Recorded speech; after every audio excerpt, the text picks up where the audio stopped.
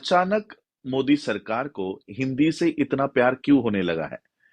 और अगर आपको इंग्लिश से नफ़रत है, तो फिर आप संस्कृत क्यों नहीं पढ़ा रहे हो? आप बच्चों की language medium of instruction Sanskrit क्यों नहीं दे रहे हो? हिंदी क्यों देना चाहते हो? उन्हें चाहिए शूद्र, क्योंकि शूद्र अगर भारत की सेवा नहीं करे, तो इन लोगों की गुलामी कौन करेगा? मोदी की गुलामी कौन करेगा? एससी के सीटों पर जाकर एमपी, एमएलए कौन बनेगा? तो उन्हें चाहिए ये गुलाम। उन्हें ये गुलाम चाहिए और इसलिए गुलामों को अगर इंग्लिश की भाषा सिखा दी, तो आप लोग देश छोड़ के चले जाओगे। अब मैं अमित शाह जी से गुजारिश करना चाहूंगा कि अमित शाह जी, आपके बेटे को अगर इंग्लिश नहीं आती है, इसका मतलब ये नहीं कि भारत के किसी भी लोगों को इंग्लिश नहीं आनी चाहिए। आपका बच्चा अगर इंग्लिश नहीं बोल सकता, तो बाकी बहुजनों के बच्चों को भी इंग्लिश नहीं पढ़ाना चाहिए। ये नीति अब बंद कर दो। बहुजनों के लोग अब जागरूक हो गए हैं। तो अमित शाह जी और जय शाह जी, मैं आपको कहूंगा, इंग्लिश नहीं आती तो कोचिंग करा लो और वहां से इंग्लिश कर लो, लेकिन हमारी इंग्लिश बंद मत करो।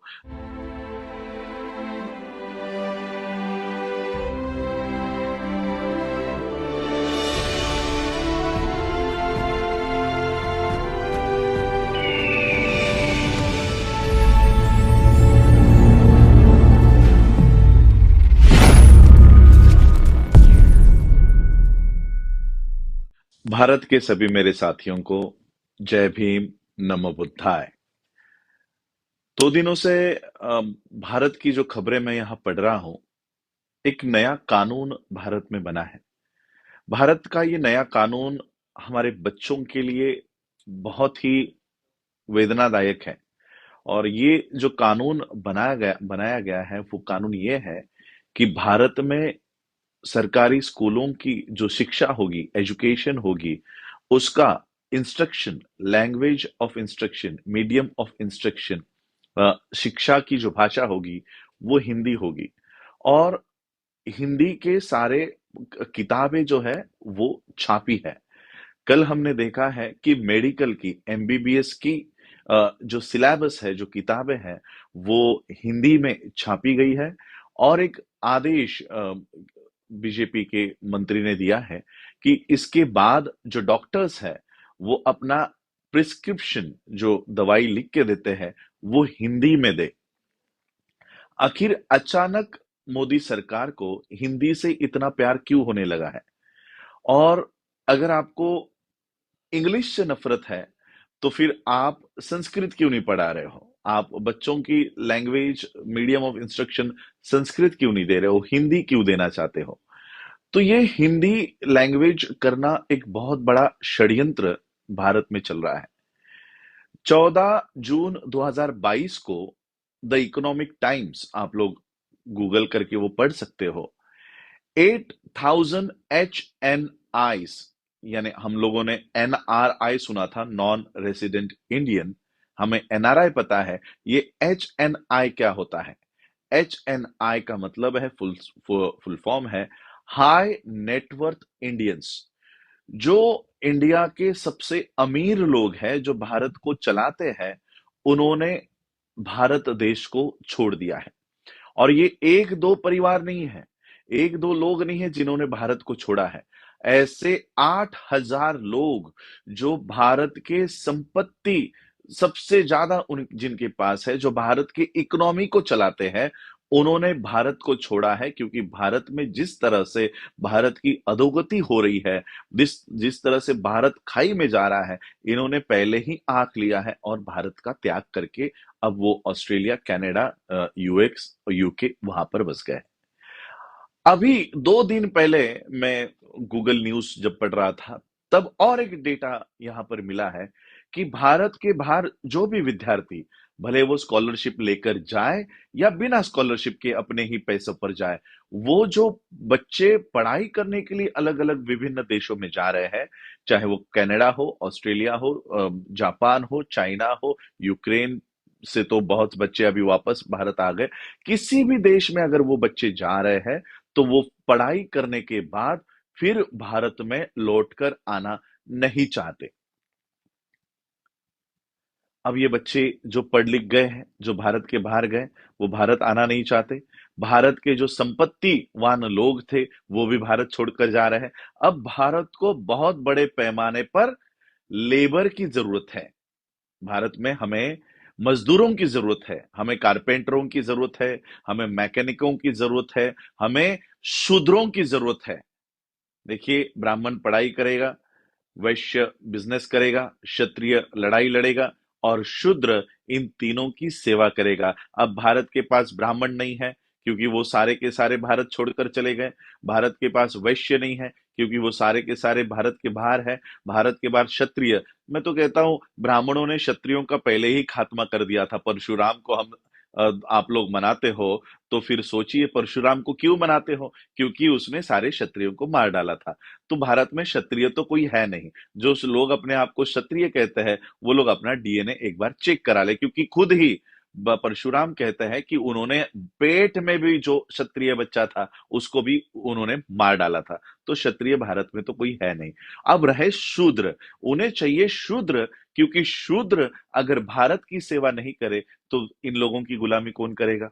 मोदी की गुलामी कौन करेगा? एससी के सीटों पर जाकर एमपी एमएलए कौन बनेगा? तो उन्हें चाहिए ये गुलाम, उन्हें ये गुलाम चाहिए। और इसलिए गुलामों को अगर इंग्लिश की भाषा सिखा दी तो आप लोग देश छोड़ के चले जाओगे। इसलिए ये गुलाम देश छोड़ के ना चले जाएं, आप लोग पढ़ाई लिखाई करके। अभी देखिए, किसी भी कंट्री में अगर आपको जाना है, ऑस्ट्रेलिया में मैं अभी हूं, यहां पर अगर आना है आपको, तो एक इंटरनेशनल टेस्ट देनी पड़ती है। उस टेस्ट का नाम है IELTS, शॉर्ट फॉर्म में से आइलेट्स कहते हैं। आइलेट्स का फुल फॉर्म है international English language test testing system. अब इस IELTS आइलेट्स को पास करने के लिए जो बच्चा कॉन्वेंट में पूरे जीवन भर पढ़ा है, पहली से लेकर ग्रेजुएशन तक, उसे भी आइलेट्स में पास होने के लिए क्लासेस लगानी पड़ती है। 3 महीने की 6 महीने की क्लास पूरी करने के बाद वो आइलेट्स में पास होता है और तब जाकर वो अन्य विभिन्न देशों में जा सकता है। Without any language of English you cannot migrate any part of the world. बिना इंग्लिश जाने हुए, इंग्लिश भाषा भाषा का ज्ञान प्राप्त किए हुए आप किसी भी विश्व के देश में नहीं जा सकते। और इसलिए सबसे ज्यादा बाहर आने वाले लोगों की संख्या शेड्यूल कास्ट के बच्चों की आज मैं यहां देख रहा हूं। दो कम्युनिटीज बहुत बड़े पैमाने पर माइग्रेट कर रही है। एक पहली कम्युनिटी जो है पंजाब से। पंजाब का कोई भी बच्चा 18 साल का हो जाए, उसके सपने होते हैं मैं ऑस्ट्रेलिया जाऊंगा, कनाडा जाऊंगा, यूके जाऊंगा, यूएस जाऊंगा, ये उसके सपने होते हैं। दूसरे जो बहुत बड़े पैमाने पर आज माइग्रेट कर रहे हैं, वो महाराष्ट्रियंस, महाराष्ट्र के, और वो भी बाबा साहब को फॉलो करने वाले बच्चे। और वो सारे बच्चे, चाहे वो पंजाब के हो या महाराष्ट्र के हो या किसी भी पार्ट के हो, उन्हें आइलेट्स करके यहाँ पर आना जरूरी है। आइलेट्स बहुत जरूरी है। अब सोचिए, जो बच्चा पहली से लेकर ग्रेजुएशन तक अगर हिंदी भाषा में, फॉर एग्जाम्पल महाराष्ट्र में हिंदी नहीं सिखाएंगे, मराठी सिखाएंगे, तो मराठी भाषा में, पंजाबी लैंग्वेज में अगर पंजाब के बच्चों को सिर्फ पंजाबी में सिखाया जाए, तो क्या वो आइलेट्स पास कर पाएंगे? क्या वो ये जो इंग्लिश लैंग्वेज टेस्ट है, क्या वो उसको पास कर पाएंगे? तो देखिए, ये किस तरह से आपके प्रदेश में आने के दरवाजे बंद कर रहे हैं। एक तरफ भारत में आप घड़े को भी छूने नहीं दोगे और दूसरी तरफ हमको भारत के बाहर जाने भी नहीं दोगे। इस तरह का षड्यंत्र बीजेपी और मोदी सरकार देश में खेल रही है, ताकि आपके बच्चे विश्व में आकर अपने गुणों को, अपने सारे जो उनमें क्वालिटीज है, उसका इस्तेमाल ना कर पाए। मैं तो महाराष्ट्र के लोगों को कहूंगा कि अगर आप बाबा साहब को फॉलो करते हो, बाबा साहब को मानते हो, और महाराष्ट्र के ही नहीं, भारत के सभी लोगों को कहना चाहूंगा, चाहे वो आंध्रा में हो, चाहे वो जम्मू में हो, बाबा साहब की फैमिली सबसे बड़ी फैमिली है जो माइग्रेशन करती आ रही है, माइग्रेट करते आ रही है। बाबा साहब बाबा साहब के पिताजी महाड़ रत्नागिरी जिले के मंडनगढ़ तालुका में वहां पर थे, लेकिन उन्होंने निर्णय लिया कि अपने बच्चों को अगर शिक्षित करना है तो मुझे ये गांव छोड़ना पड़ेगा, और उन्होंने वो गांव छोड़ा। वो गाँव छोड़ा, वो सातारा गए, सातारा से बॉम्बे आए, बाबा साहब बॉम्बे से यूएस गए, यूएस से फिर गुजरात गए। किसी भी देश को नहीं जानते थे, किसी राज्य को नहीं जानते थे, फिर भी ये इतना माइग्रेट करते रहे। और इसलिए हम लोगों को जो हमारी अपब्रिंगिंग हो रही है, माँ-पिता अपने बच्चे को अपने पास रखना चाहते हैं, हमें कहीं न कहीं अब ये आचरण छोड़ना होगा। बाबा साहब को मानते हो और तहसील तक छोड़ने को तैयार नहीं हो, अपना गाँव तक छोड़ने को तैयार नहीं हो और उस गाँव में पीटते रहोगे, उस गाँव में मरते रहोगे, लोगों की गुलामी करते रहोगे, लेकिन गाँव नहीं छोड़ोगे, घर नहीं छोड़ोगे, घर चेंज करते रहो, घर चेंज कर पूरा विश्व आपका है, पूरा विश्व जहाँ पर अच्छी व्यवस्था है, हमको वहाँ माइग्रेट करते रहना चाहिए। बाबा साहब के पिता के भाई यानी बाबा साहब के चाचा, बाबा साहब के पिता को अफ़गानिस्तान में मिले। सोचिए, हमारी फैमिली कितनी माइग्रेट करती रहती होगी। बुद्ध का धम्म ही माइग्रेशन का है। अगर बुद्ध का धम्म सिर्फ भारत को ही पकड़ के रहता, तो बुद्ध भारत के बाहर आधा विश्व कभी बौद्ध धर्म के ऊपर मार्गक्रमण नहीं कर पाता और इसलिए हमें माइग्रेशन करते रहना चाहिए। तो आज माइग्रेशन करने की सबसे बड़ी कंडीशन क्या है? सबसे बड़ी रिक्वायरमेंट क्या है? लैंग्वेज, भाषा। भाषा का अगर ज्ञान ना हो तो आप कैसे आओगे? बुद्ध को पूछा गया था कि उस समय भाषा पाली हुआ करती थी। बुद्ध को पूछा गया था कि हम अपने जो सारे जो बातें हैं ये पाली लैंग्वेज में करें या किस लैंग्वेज में करें? कौन सी भाषा का इस्तेमाल करें? बुद्ध ने जवाब दिया कि जिस भाषा में वो समझते हैं, उस भाषा का इस्तेमाल तुम्हें करना है। जिसे जैसे एक माँ अपने बच्चों को जिस भाषा में बताती है, उस भाषा का आपको प्रयोग करना है। पाली उस समय की भाषा हुआ करती थी, उस भाषा का भी बुद्ध ने समर्थन नहीं किया। हमें हर भाषा सीखनी चाहिए, हर जो लोग जो भाषा बोलते हैं, उस भाषा में हम लोगों को अपडेट रहते आना चाहिए। अब भारत सरकार कहती है कि नहीं, इंग्लिश आप लोगों को नहीं सिखाएंगे, आपको हिंदी सिखाएंगे और आपको लेबर बनाएंगे, मजदूर बनाएंगे। इस तरह से आप लोगों के जो निम्न स्तर के काम है वो करने के लिए इनको गुलाम चाहिए। डॉक्टर बनने के बाद अगर आपको सिर्फ हिंदी में ही डॉक्टर बनाया जाएगा, आप बताओ क्या आप मलेशिया में कभी प्रैक्टिस कर पाओगे? क्या आप सिंगापुर जा पाओगे? क्या आप चाइना जा पाओगे? क्या आप जापान जा पाओगे? क्या यूएस आ पाओगे? नहीं आओगे। भारत में आपके हाथ से जो लोग पानी नहीं लेते, कोरोना की आप लोग बिहार की न्यूज़ उठाकर पढ़ लो, क्वारंटाइन में जो लोग मर रहे थे, वो लोग आपके हाथ से पानी नहीं स्वीकारना चाह रहे थे। जो लोग आपके हाथ से पानी नहीं लेना चाहते, आपके हाथ से इलाज लेंगे? आपके हाथ से इलाज करवाएँगे? और इसलिए ये लोग चाहते हैं कि वो शूद्र और वो जो वर्ण व्यवस्था है वो बनी रहे और शूद्र शूद्र ही बने रहे, इसलिए इनको भाषा का ज्ञान नहीं होना चाहिए। जैसे ब्राह्मणों ने कह दिया था कि शिक्षा का अधिकार शूद्रों को नहीं होना चाहिए, उसी तरह से अब ये नया वर्ण व्यवस्था चल रहा है कि शूद्रों को सिर्फ हिंदी पढ़ा। अगर ये बोल दो कि हम इनको पढ़ाएंगे ही नहीं, तो शूद्र शायद इनके खिलाफ आंदोलन कर दे और इसलिए ये नहीं कह रहे कि हम आपको पढ़ाएंगे नहीं, हम आपको पढ़ाएंगे, लेकिन ऐसा गला कुचला और ऐसा आउटडेटेड मटेरियल पढ़ाएंगे जिससे आपकी कौम सिर्फ गधे बनेंगे, सिर्फ गधे, जो ब्राह्मणवाद का जो वजन है, वो जो भार है, वो ढोने वाले गधे आपको बनाएंगे। और इसलिए मैं आप लोगों को और जितने भी भारत में और भारत के बाहर हमारे जो समर्थक है, जो सहायक है, मैं आप लोगों से कहना चाहूंगा, बुद्धिस्ट सोसाइटी ऑफ इंडिया, भारतीय बौद्ध महासभा के माध्यम से मैं भारत में आने के बाद इंग्लिश कोचिंग और आइलेट्स के प्रिपरेशन की क्लासेस हम लोग खोलेंगे कि इंडिया के बाहर जाने के मार्ग हमारे बच्चों को खुले। इसलिए सबसे पहला काम बुद्धिस्ट सोसाइटी ऑफ इंडिया का होगा, इंडिया में आने के बाद एक सेंटर, चाहे वो रेंट पर ले या खरीद कर ले, और जो यूनिवर्सिटी हम बना रहे हैं उसमें से इंग्लिश की ट्रेनिंग बच्चों को देंगे और आइलेट्स की प्रिपरेशन कराएंगे। और भारत के बाहर कहां कहां पर स्कॉलरशिप लेकर या बिना स्कॉलरशिप के आप कौन से कोर्सेज करके यहाँ पर स्थायिक हो सकते हो, ये सारा ज्ञान हम भारत के बच्चों को देंगे। तो यही मैं कहने के लिए आया था कि ये लोग हिंदी का क्यों इस्तेमाल करना चाहते हैं। और मैं आपके बच्चों को कहना, देखिए इंग्लिश का जहां पर इंस्ट्रक्शन होगा या भाषा होगी, वो स्कूल हमारे लिए बंद हो गए हैं। प्राइवेटाइजेशन स्कूल्स का हो गया है, इसका मतलब प्राइवेट स्कूल में इंग्लिश सिखाया जाएगा, जहां पर हमारे बच्चे नहीं आ सकते। मैं मेरा उदाहरण देना चाहता हूं। मेरी बच्ची उसका जन्म 2010 में हुआ। तो एक 2015 में हम उसके लिए एक स्कूल ढूंढ रहे थे कि अच्छी स्कूल हो। तो बॉम्बे की सबसे अच्छी स्कूल थी रायन इंटरनेशनल। तो रायन इंटरनेशनल में हम जब गए, तो वहां पर एक जूनियर केजी की एंट्री फी है 3.5 लाख रुपए।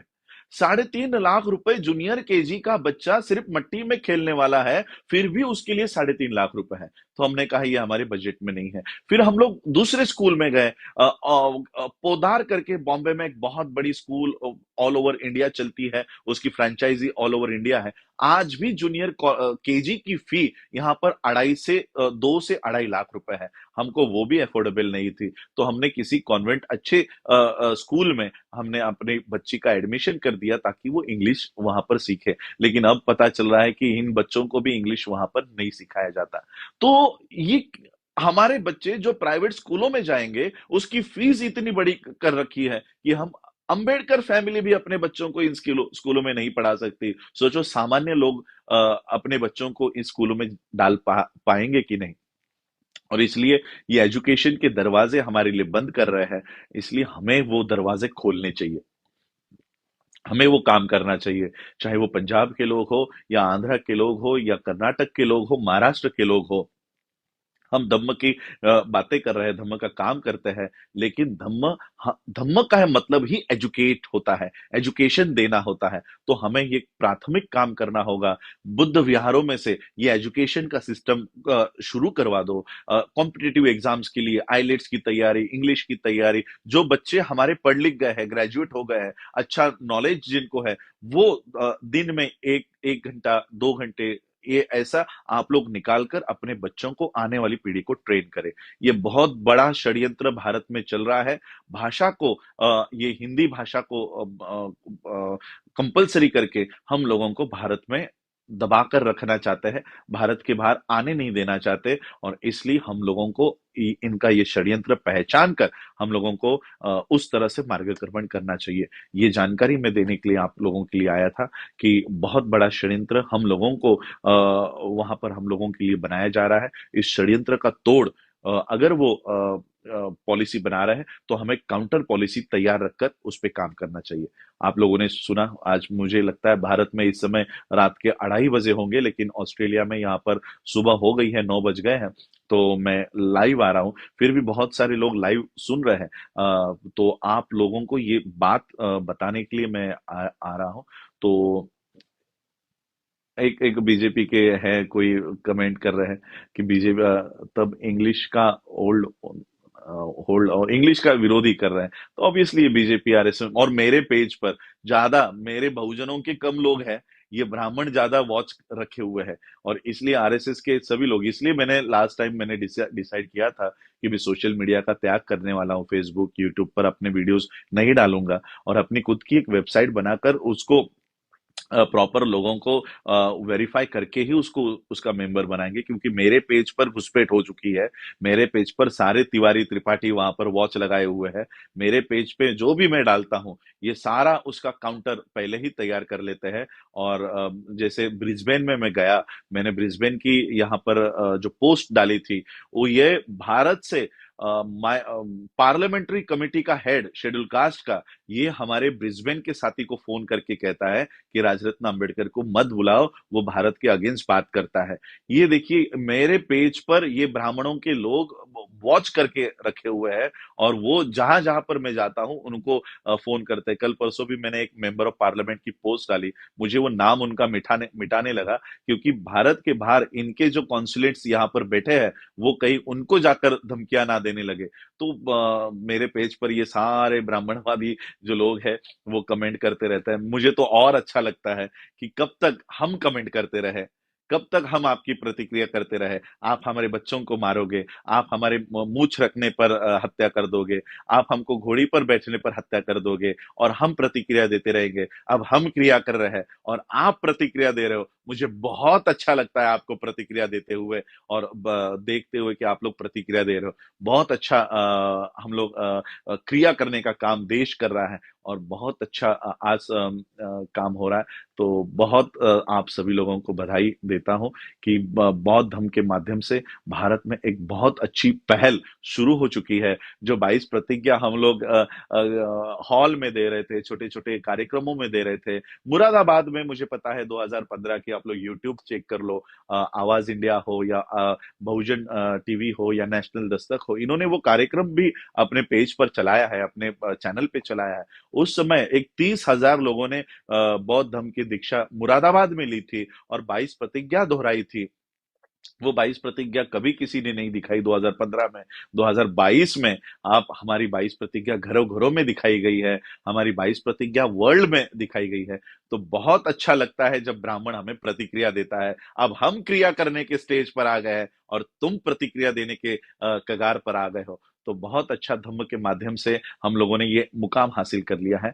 तो इसलिए ये बात मैं बताने के लिए आया था कि इंग्लिश लैंग्वेज कंपल्सरी अपने बच्चों को पढ़ाओ और सिर्फ पढ़ाओ ही नहीं, हम मुझे पता है हमारे माता-पिता अपने अपने रीजनल लैंग्वेज में अपने बच्चों से बात करते हैं, लेकिन घर में भी जो लोग पढ़ लिख गए, वो अपने बच्चों को इंग्लिश की ट्रेनिंग दे, उन बच्चों से इंग्लिश में बातें करें। मैं भी मेरे बच्ची से इंग्लिश में बातें करता हूँ, बच्चों को इंग्लिश लैंग्वेज आनी चाहिए, इसके लिए प्रेरित करता हूँ। क्योंकि मेरा खुद का क्वालिफिकेशन, मेरी खुद की एजुकेशन कॉन्वेंट स्कूल की है। हम लोग क्रिश्चियन मिशनरी स्कूल में पढ़े हैं, Samson English high school Mulund में थी, तब हम लोग वहां पर पढ़े हैं और बेसिक एजुकेशन हमारा इंग्लिश में है। लेकिन इंग्लिश भाषा का ज्ञान प्राप्त करने के बाद भारत में मुझे हिंदी ही बोलनी पड़ती है, क्योंकि भारत के लोगों के सामने अगर मैं इंग्लिश में बोलने लगा तो उन्हें समझ में नहीं आएगा। तो पूरी एजुकेशन इंग्लिश में हुई, लेकिन मेरा कार्य क्षेत्र हिंदी में है, इसलिए मेरी इंग्लिश थोड़ी कमजोर हो गई और हिंदी अच्छी हो गई। पहले मेरी हिंदी कमजोर थी, इंग्लिश अच्छा था, अब उल्टा हो गया है। लेकिन फिर भी हमें हमारे बच्चों को इंग्लिश लैंग्वेज के लिए ट्रेन करना होगा और सिर्फ इंग्लिश लैंग्वेज के लिए नहीं, आइलेट्स के लिए उनको तैयार करना होगा, क्योंकि हमारे बच्चे 3-3.5 लाख की कोचिंग एफोर्ड नहीं कर सकते।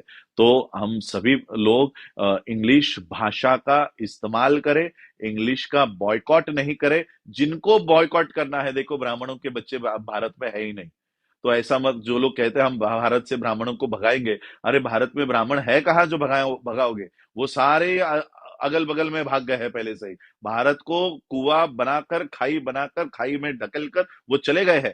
भारत के सभी लोग भारत के बाहर हैं। अब मैं अमित शाह जी से गुजारिश करना चाहूंगा कि अमित शाह जी, आपके बेटे को अगर इंग्लिश नहीं आती है, इसका मतलब ये नहीं कि भारत के किसी भी लोगों को इंग्लिश नहीं आनी चाहिए। आपका बच्चा अगर इंग्लिश नहीं बोल सकता, तो बाकी बहुजनों के बच्चों को भी इंग्लिश नहीं पढ़ाना चाहिए। ये नीति अब बंद कर दो। बहुजनों के लोग अब जागरूक हो गए हैं। तो अमित शाह जी और जय शाह जी, मैं आपको कहूंगा, इंग्लिश नहीं आती तो कोचिंग करा लो और वहां से इंग्लिश कर लो, लेकिन हमारी इंग्लिश बंद मत करो। तो आप